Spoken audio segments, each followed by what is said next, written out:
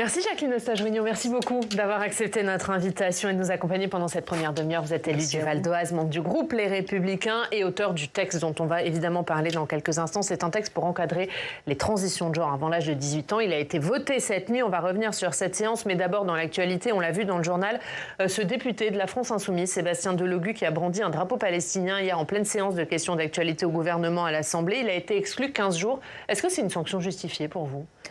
Justifié, alors je ne sais pas, je ne connais pas le règlement de l'Assemblée, justifié, mais... C'est la plus haute sanction. Voilà, c'est la plus haute sanction, donc heureusement. Cette provocation de LFI, elle est honteuse et scandaleuse. Alors, ce député, je crois que c'est la 3e fois qu'il a une sanction depuis l'élu. Il faut quand même juste rappeler que c'est l'ex-chauffeur de M. Mélenchon qui a eu une belle promotion législative dernière. Et cette provocation, d'abord, elle donne une image effrayante du Parlement, voilà. Ce grand cirque, LFI veut faire le grand cirque en permanence à l'Assemblée. Je ne suis pas sûre que les Français se retrouvent derrière ce grand cirque. Un drapeau étranger à l'Assemblée nationale, comme au Sénat, dans l'hémicycle, c'est strictement interdit. Dans la vie, il y a des règles, il y a des limites et il y a des codes. Quand on ne les respecte pas, on est sanctionné, c'est tout à fait normal. Après, LFI joue un jeu extrêmement dangereux. Il attise le feu partout, alors on le sait, on sait pourquoi. À quelques jours des européennes, ça permet... C'est quoi, c'est de l'instrumentalisation politique? Bien sûr que c'est de l'instrumentalisation pour essayer de récupérer des voix dans les banlieues et dans certains territoires. Mais LFI est coutumier du fait. Voilà. Ça va au-delà de la condamnation de ce qui se passe à Gaza, selon vous? Mais il y a une volonté de récupération politique? C'est une posture de récupération. De toute façon, depuis le début, LFI a refusé de condamner le Hamas et de dire que c'était une organisation terroriste. À partir de là, les choses sont claires. Les choses sont claires. Bien évidemment que tout le monde regrette. Certains l'ont fait à la France Insoumise. Voilà. Une guerre, elle n'est jamais quelque chose de fantastique. Mais enfin, il faut juste rappeler qui a provoqué la guerre. Qui a provoqué le massacre du 7 octobre? Qui détient encore des otages dont on ne connaît même pas le sort, on ne sait même pas si c'est encore vivant, c'est le Hamas. Donc voilà, ce drapeau palestinien dans l'hémicycle hier de l'Assemblée est une honte, un scandale, une provocation et n'est pas digne d'un député français. Est-ce qu'il faut reconnaître l'État palestinien? Mais le sujet ne se pose pas aujourd'hui.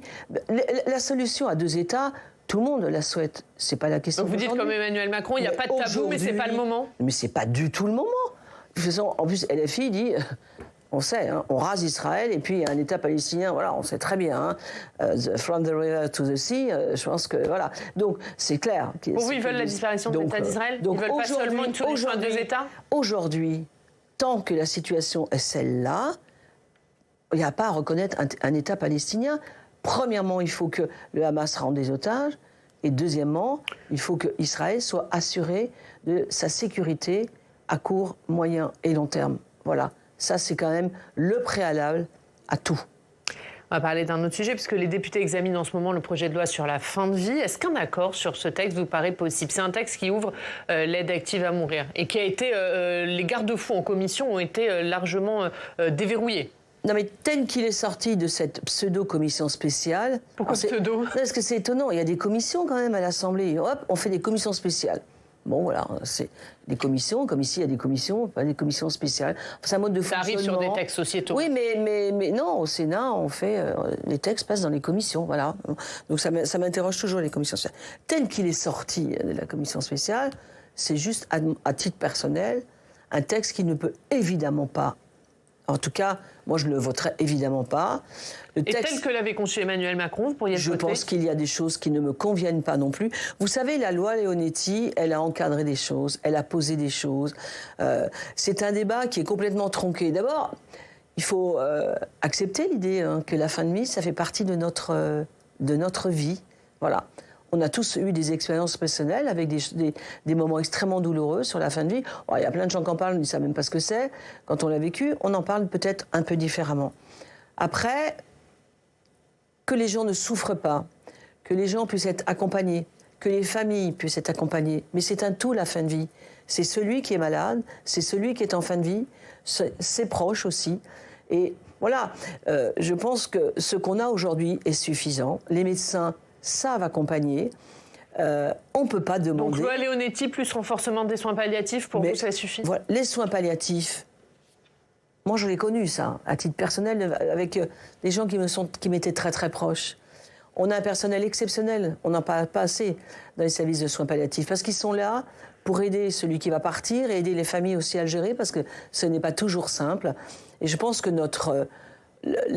aujourd'hui, d'ailleurs, le gouvernement parle très peu de ce développement des services de soins palliatifs. Ça, c'est une question importante. Catherine Vautrin a présenté un plan. Pardon ? Catherine Vautrin a présenté un plan il y a quelques semaines de développement des soins palliatifs. Il était temps. Et aujourd'hui, on voit très bien que les équipes qui travaillent dans ces services, d'abord, ce sont des gens extraordinaires. Et laissons-leur faire leur travail correctement avec cette douloureuse question qu'est la fin de vie. Autre sujet d'actualité, c'est la Nouvelle-Calédonie. Emmanuel Macron est rentré de Nouvelle-Calédonie. La situation est plus calme sur place. Est-ce que vous demandez un débat au Parlement une fois que la mission de dialogue qu'il a installée aura rendu ses conclusions ? On peut débattre de tout au Parlement, ça, c'est pas le sujet. Après, je suis pas sûre que 50 ans d'avion du président de la République pour quelques heures sur place ait réglé grand-chose. Aujourd'hui, effectivement, on a une jeunesse. On voit bien que ce qu'on appelle un peu simplement les anciens, même Canaques, n'arrivent pas à gérer cette jeunesse qui exprime un certain nombre d'inquiétudes. Mais à la violence doit cesser de toute façon. Quand on voit les images de ce qui se passe en Calédonie, on ne peut qu'être en colère. Détruire le cœur économique de cette île qui va mettre des mois et des mois à s'en remettre, c'est juste scandaleux. On ne cède jamais à la violence. Vous avez l'impression qu'il a cédé, là ? Non, je n'ai pas dit ça. Mais j'ai dit que d'une manière générale, on ne cède pas à la violence. L'État doit être fort, la nation doit être forte.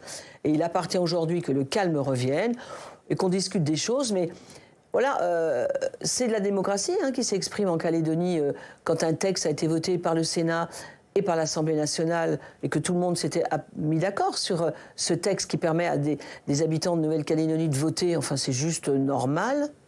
Voilà, c'est juste démocratique. Voilà, il faut juste le rappeler, l'origine de tout ce qui se passe. Donc voilà. On va parler de votre texte, puisqu'il a été voté cette nuit par le Sénat, texte pour encadrer les changements de genre chez les mineurs, voté dans une ambiance un peu agitée. Il a fait débat, c'est le moins qu'on puisse dire. On va voir les temps forts de cette séance avec Steve Jourdain.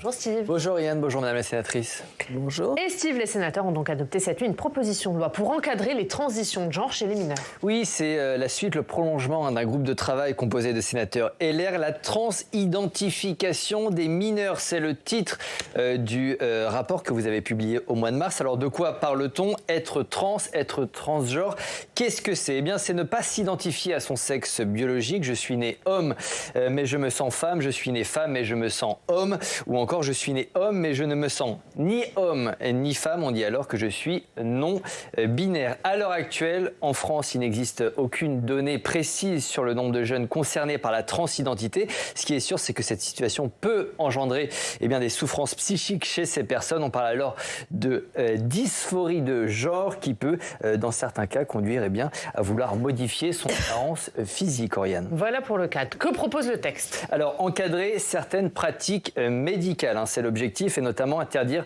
les traitements hormonaux pour les mineurs, les traitements qui permettent de développer des caractères sexuels secondaires du genre auquel le mineur s'identifie. Autre point central de ce texte, l'encadrement de la prescription des bloqueurs de puberté, ces molécules qui suspendent le développement de la puberté et donc certains traits comme la pilosité, la poitrine ou encore la voix, ces bloqueurs pourront être délivrés mais seulement dans des centres spécialisés. Le sénateur Alain Milon explique la philosophie de ce texte. Écoutez. C'est pourquoi il nous paraît nécessaire d'encadrer par la loi la prise en charge de ces jeunes en conciliant deux impératifs. D'une part, permettre de soulager les souffrances des patients. Il s'agit là d'une obligation déontologique des médecins et du cœur même de leur utilité sociale. D'autre part, limiter autant que faire se peut le recours à des thérapeutiques ou des interventions irréversibles sur des mineurs encore en développement susceptibles de le regretter. Steve, la séance a été électrique ? C'est le moins qu'on puisse dire. La gauche est vent debout contre un texte qu'elle accuse d'être transphobe. Les écologistes ont même déposé une motion de rejet pour rejeter le texte avant même son examen. La sénatrice Mélanie Vogel a lutté farouchement, Madame la sénatrice, contre votre proposition. On va l'écouter. Dans la vraie vie, ensuite, il n'y a pas de plus en plus de personnes trans. Comme il n'y a pas eu, en France, de plus en plus de gauchers quand on a cessé de contrarier les enfants qui écrivaient avec la main gauche. Comme il n'y a pas eu de plus en plus de couples gays et lesbiens depuis le mariage pour tous. Aucune loi n'a jamais empêché les homosexuels d'être en couple, d'avoir des enfants, les femmes d'interrompre leur grossesse. Aucune loi ne peut empêcher les trans d'exister, ni de transitionner, ni quand ils sont majeurs, ni quand ils sont mineurs. Alors du côté du gouvernement, on n'est pas tellement plus emballé par votre proposition. Les arguments sont un peu différents. Le ministre de la Santé dit en gros, avant de légiférer, attendons d'en savoir un peu plus d'un point de vue scientifique. On va l'écouter. Rien de ce que j'ai entendu m'a donné l'impression que vous preniez effectivement les travaux en cours, notamment de la Haute Autorité de Santé, comme étant un élément important du débat. Tout ce que j'ai entendu m'a donné l'impression qu'effectivement, nous étions dans une approche totalement dogmatique, subjective, où finalement les arguments médicaux et scientifiques avaient peu d'importance et que finalement, c'était important de marquer politiquement sans doute des points. Une proposition de loi, Madame la sénatrice, dogmatique, une proposition de loi politique. Qu'est-ce que vous répondez à ça?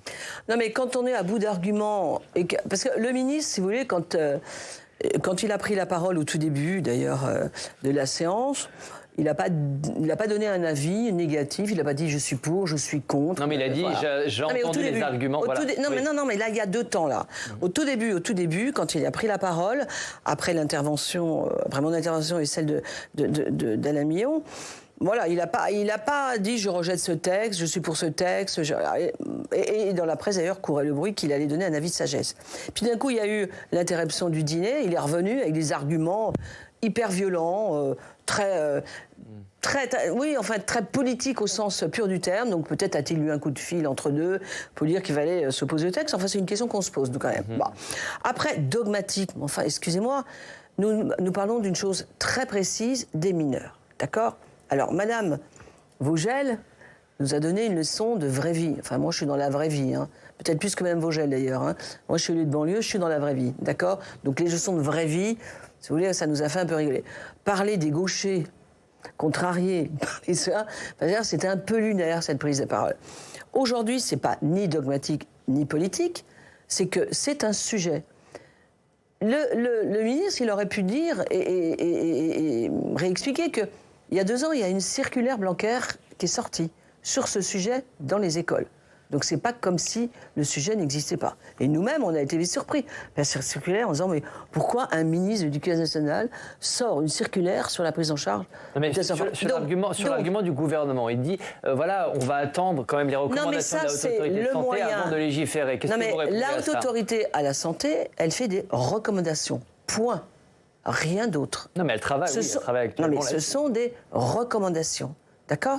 Donc, légiférer sur un sujet et écouter des recommandations, ce sont 2 objectifs différents. D'accord? Donc, légiférer. Vous savez, aujourd'hui, ce que c'est une réalité. La France, elle n'est pas dans une bulle. Elle n'est pas en dehors des problèmes sociétaux de ses voisins. Voilà. Tous les pays, mais tous les pays, l'Angleterre, qui avait même ouvert une clinique spécialisée du genre, elle est fermée, cette clinique, aujourd'hui. L'Allemagne, aujourd'hui, recule. La Finlande recule en disant « Attention, il y a des organisations de psychiatres européens qui disent « Stop, il faut arrêter, il faut prendre du temps ». Qu'est-ce qu'on dit dans notre PPL, nous? D'abord, on ne s'occupe que du sujet des mineurs. L'idée, c'est de dire « N'allons pas trop vite, trop tôt, trop loin ». C'est juste, prenons le temps, donnons le temps à l'adolescent qui se questionne de prendre la bonne décision et d'aider les parents dans ce questionnement à prendre des bonnes décisions aussi. Vous savez, il y a une pression aujourd'hui. On en rencontre des parents qui nous disent nous, on essaye d'expliquer à nos enfants qu'il faut du temps au temps, mais il y a des pressions qui existent et que c'est parfois difficile de dire non à un enfant. Voilà. Alors après, on nous fait le chantage au suicide, etc. Un adolescent, par définition, c'est un adulte qui se construit. Juste, je précise ce que vous dites, c'est notamment la défenseur des droits, Claire Hédon, qui a donné un avis sur votre texte et qui alarme sur les conséquences sur la santé, notamment la santé mentale, et qui pointe des risques de suicide. Non, mais est-ce qu'elle les a chiffrés dans son rapport? Je ne sais pas si vous avez lu. Non, elle ne les a pas chiffrés. Non. Elle n'a aucune donnée sur ce sujet. Puis alors, Madame Claire Hédon, si vous voulez, qui est une militante. Voilà, madame on la connaît, Madame Claire Hédon. Hein. Bon, je la connais, j'ai un peu de mal à comprendre ses positionnements objectifs qu'elle n'a jamais. Donc là, c'est des recommandations militantes qu'elle a. Non mais attendez, Madame Hédon, on va être clair, elle s'est saisie d'un texte qui n'existait pas. Elle s'est saisie d'un sujet, le nôtre, le rapport LR. Bon, évidemment, on connaît ses positions politiques à Madame Hédon, donc ça ne pouvait pas lui plaire. Donc elle s'est saisie d'un texte avant même qu'il existe dans l'hémicycle et qu'il soit étudié par la Commission des affaires sociales, qui l'a modifié, le texte initial, en particulier sur l'encadrement des bloqueurs de puberté. Donc elle s'est auto-saisie d'un texte qui n'existait pas. Donc son avis ne m'intéresse pas. Voilà, on va être très clair. Ça vous convient juste les modifications en commission? Parce qu'effectivement, la portée de votre texte a été un peu amoindrie, notamment sur la question des bloqueurs de liberté. Vous auriez préféré aller jusqu'à l'interdiction? Non, mais attendez, dans le temps parlementaire, il y a aussi le temps des commissions. Et Alain Millon, on a été main dans la main pour travailler ensemble. Voilà. Qu'est-ce qu'on avait prévu, nous, au niveau de notre rapport?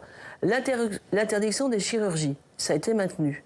Parce que sincèrement, les chirurgies, elles ne concernent que les filles mineures, entre 16 et 18 ans, pour lesquelles on peut faire, je ne dis pas ça autrement, l'ablation de la poitrine. Excusez-moi, ça pose question quand même. On n'est peut-être pas à un an près pour aller jusqu'à ce geste qui est quand même définitif. Hein, voilà. Quand on nous dit qu'il y a une reconstruction possible, c'est juste mais hallucinant d'entendre un argument pareil.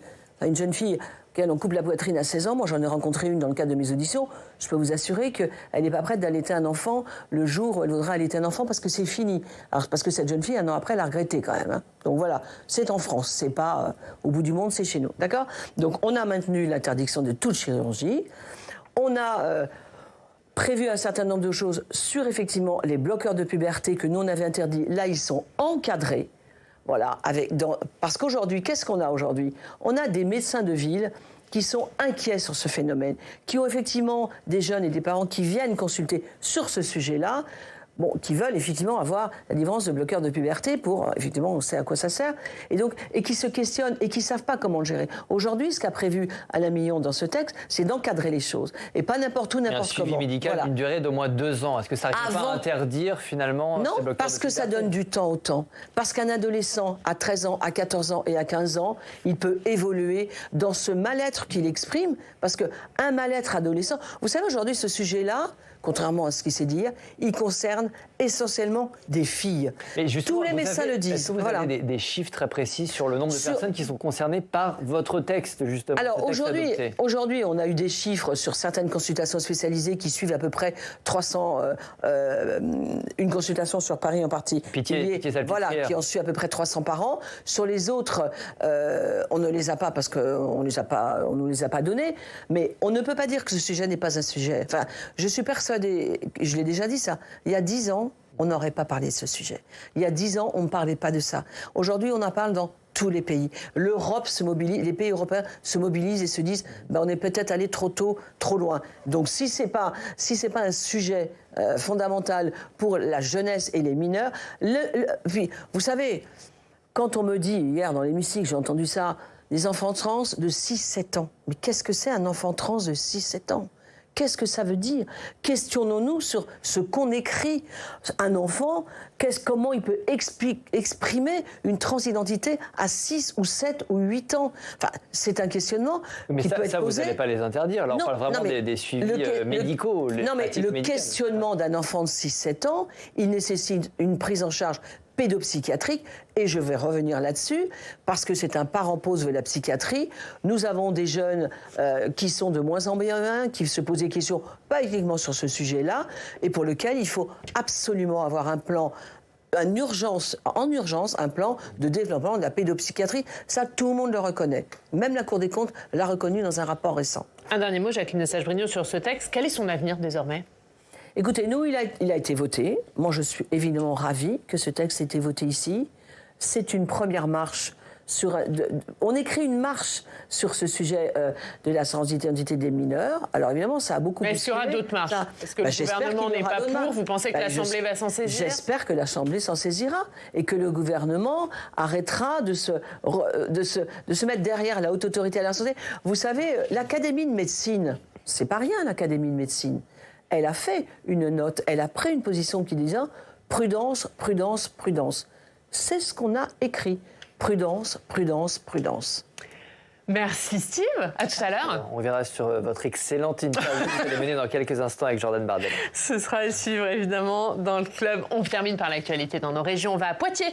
On retrouve Delphine Blanchard. Bonjour Delphine. Merci beaucoup d'être avec nous, journaliste à la Nouvelle République. Delphine, vous allez nous parler, vous, de la journée un peu particulière qu'ont vécue hier des jeunes de la Vienne et des Deux-Sèvres. Oui, 90 lycéens de la Vienne et des Deux-Sèvres, ils se sont mis dans la peau de députés européens. C'est le conseil régional qui a organisé ça le temps d'une journée. Le conseil régional est devenu Parlement européen. Alors, ils ont été invités à se pencher sur une vraie loi, une loi qui a été adoptée en février dernier, une loi sur la restauration de la nature. Alors, une mise en scène qui a été faite très au sérieux. Les lycéens ont d'abord étudié le texte de très près, ils ont appris à déposer des amendements, et puis enfin, ils ont appris à les voter. Alors, cet exercice, est-ce que c'est une vraie force de frappe pour intéresser les jeunes aux échéances électorales? J'ai envie de vous dire oui et non, parce que les 90 lycéens étaient des lycéens volontaires, dans le cadre d'une option histoire géo, géopolitique et sciences politiques. Alors à l'image de ce lycéen que nous avons rencontré, qui lui pour la suite nous disait qu'il hésitait entre Sciences Po ou fac de droit, donc le garçon est déjà un peu initié, et son camarade juste à côté, lui, il ne cachait pas qu'il aimait déjà la politique et qu'il regardait les débats à la télévision. Mais tous auront malgré tout pu débattre, créer des alliances, voter. Tous auront donc appris un peu des rouages de la politique. Ils ont été répartis aléatoirement dans les 7 groupes politiques représentés dans l'hémicycle régional européen. Alors, hyper enthousiastes, ils ont tous apprécié ce moment. Ils racontent ce matin dans les colonnes de la Nouvelle République, ça nous donne l'occasion de nous positionner, de nous accorder, d'affirmer ou de se détacher de nos opinions. Jusque-là, pour nous, l'Europe, c'était vraiment abstrait. Et cette journée, ça nous a apporté une meilleure connaissance. Alors, on vous rappelle, évidemment, le 9 juin prochain, les Français, ils vont voter pour les élections européennes.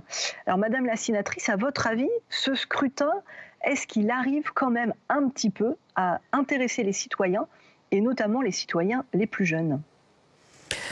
Il y a un vrai sujet sur ces... Alors, c'est un sujet global à chaque européenne parce que les Français se sentent éloignés, malheureusement, du Parlement européen. Ce qui est dommage parce que il a son utilité, le Parlement européen. Il n'a pas été créé par hasard. Il a été créé pour que l'Europe s'unisse autour d'une ambition commune. Le problème aujourd'hui, c'est que, en particulier cette année, on parle tout sauf d'Europe, malheureusement. On parle tout sauf d'Europe, voilà. On est dans une pseudo-campagne politique française, en fait. Voilà, on voit très bien. Et on n'arrive pas, d'ailleurs, à convaincre les concitoyens, qu'ils soient jeunes ou moins jeunes. Moi, je vois bien, moi, je participe à la campagne. Je suis une grande fan et un grand supporter de Xavier Bellamy. Donc, je suis dans la campagne. On voit bien qu'aujourd'hui, on a du mal à faire passer l'Europe dans cette élection. Donc je comprends. D'abord, je voudrais juste dire que ce qui a été fait à Poitiers pour les jeunes lycéens, moi qui suis ancien enseignant, je trouve ça très bien. À chaque fois qu'on peut parler des institutions aux adolescents, aux collégiens, aux lycéens, c'est très bien. Ce sont des futurs électeurs, ce sont des citoyens à part entière. Et moi, je trouve ça très très bien. Après, pour revenir à l'Europe, voilà, aujourd'hui, on a un débat sur l'Europe qui est complètement vicié. Alors avec un président de la République qui a un peu favorisé ça, c'est-à-dire qu'on a le combat M. Attal contre M. Bardella. M. Bardella, effectivement, qui jouit d'un score prévisible assez élevé, mais c'est parce que les Français aujourd'hui expriment une colère de ce qu'ils vivent en France par ce scrutin. Donc ils veulent sanctionner la politique française alors que ce n'est pas ça l'Europe. Je veux dire, et ça c'est très triste. C'est très triste d'avoir bousculé les lignes à ce point-là et que les Français, c'est pas l'Europe qui les intéresse aujourd'hui. C'est un climat extrêmement anxiogène et compliqué en France et ils vont exprimer, on connaît tous autour de nous des gens qui vont exprimer ça dans le scrutin et c'est très triste. Merci Delphine Blanchard. C'est une bonne nouvelle à la une de la Nouvelle République, le jackpot du loto qui a été remporté à Neuville. Merci beaucoup. 13 millions d'euros. Ah ben voilà, il y en a qui ont de la chance. Merci Delphine d'avoir été avec nous. Merci Jacqueline Eustache-Brinio. Merci beaucoup d'avoir été notre invitée. On va continuer à parler de la campagne des Européennes dans quelques instants dans le club. Et tout de suite, puisque c'est l'heure de notre rendez-vous avec les principales têtes de liste, c'est Jordan Bardella qui nous rejoint.